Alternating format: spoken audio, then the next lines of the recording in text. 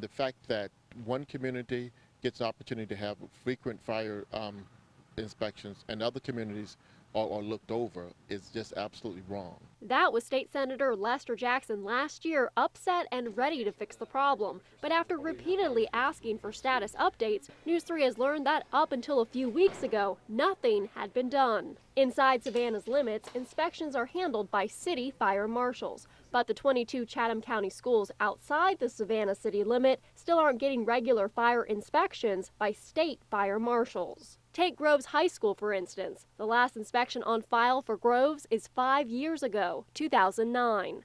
The superintendent of Savannah Chatham County Public Schools, Dr. Thomas Lockamy, says something must be done. But nothing has changed. In fact, when I asked some fire departments near schools outside Savannah if anyone has approached them for help, the answer, no. Would you be willing to help out in case they weren't able to go out to certain schools? Yes, we would, because it will make us a little more familiar with the schools and what's in them besides doing just a pre-fire plan.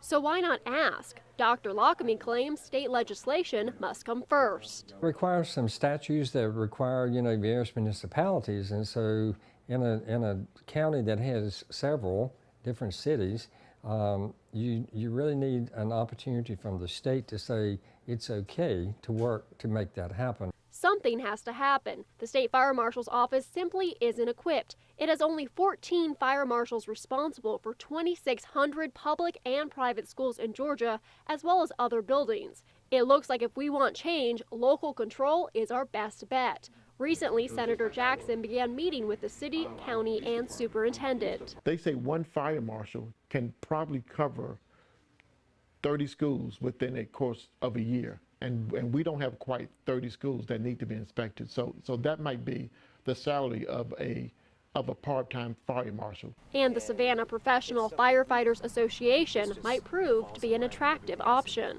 I've talked to a fire union in the city of Savannah. They will do fire inspections at some schools outside the city of Savannah as one of their community service pieces. Additional training might be necessary, but it may also be the most cost-effective solution. If it's some program that we can develop and do on a frequent basis, then we're helping the school board out, we're helping, the senator out, and we're helping the children. As time continues to tick on this unresolved issue, Senator Jackson is setting a deadline. We will start seeing change before the school year begins in September. We'll be there as the countdown begins. In Chatham County, Raquel Rodriguez, WSAV News 3.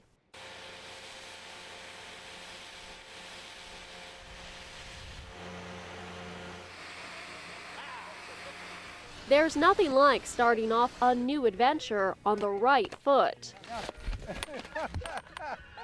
I quickly realized that my first time skiing won't be as graceful as I had imagined. Knees apart, up, as tall as you can. Press forward, Raquel. Press forward. Come here. Push, push, push. Luckily, my Sugar Mountain ski instructor, Randy Wells, is a patient man. You want to go faster? Just go up, down, bigger, bigger than that. I've got you. Bigger, bigger. Don't be nervous. After learning how to stop, slow down, and go faster. Big in the back. Bigger. No hand waving. No hand waving. Bigger. Bigger. Not bad, Raquel. It's time to get back up the bunny slope using the magic carpet. Basically a flat escalator. But getting on... Okay, point them down the hill, Raquel. and off the people mover with skis, well, that's a feat all in its own. No hands. Come here. Bigger, bigger, bigger.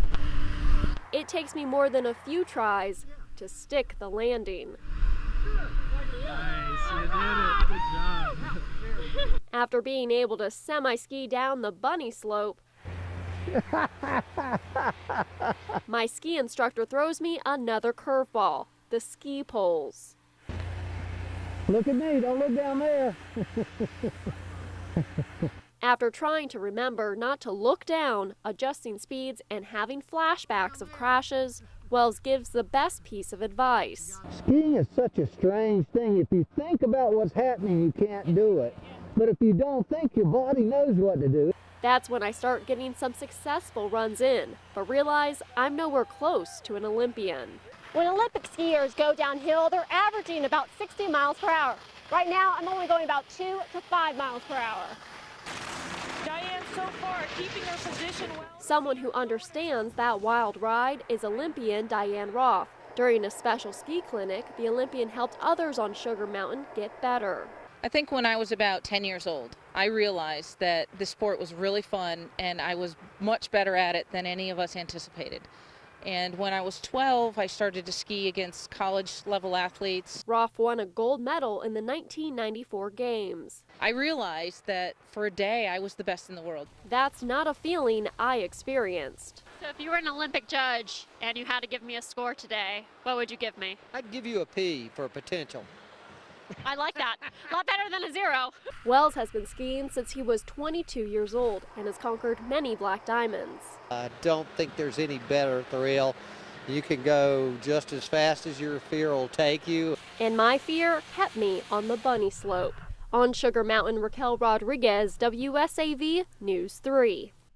Well, Tracy, I was just told by the Savannah Fire Public Information Officer that the flames have erupted because it's a rubber fire, meaning that these flames will probably continue on for a long time. There are some cars that are going over the Talmadge Bridge, and traffic is very slow, and police are saying if you don't need to go on the Talmadge Bridge today, just don't, because you can see that black smoke is right up there. So I can only imagine that those drivers are seeing that black smoke as they pass by, so it can cause for some dangerous situations.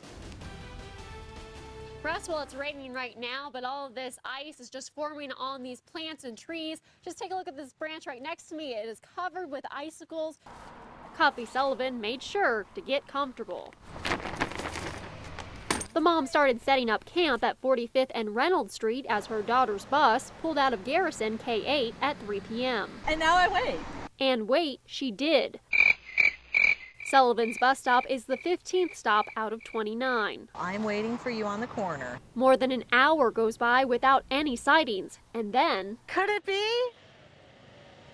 It is! The mom says she's lucky her kids got off the bus after an hour and 20 minutes because there were still more stops to go. It's not good for their health. These kids look a little hot and bothered. It's not good for their bladders, and it's just not good because they've been up since, you know, we're supposed to be getting on this bus at 6:55, which meant they've been up since 6 o'clock. Stephanie Cooper with First Student says they will look at adjusting some routes. We don't want the ridership time to exceed 1 hour and 30 minutes. But within 45 minutes, 45 to 50 minutes, that should be a good time for them to get home. But understand that we do have some routes that push close to that 90-minute ride. Cooper says they are trying their best to sort through problems. We really appreciate your patience as we get through the beginning of this year. We don't want to dwell on last year's or year before. We want to put a different taste in the citizen or the community's mouths with us. We're working hard to make things different. Sullivan says only time will tell. I just don't think our bus fleet is working smart. I don't think it's the fleet we need, and I don't think the routes are being planned the way they need to be planned.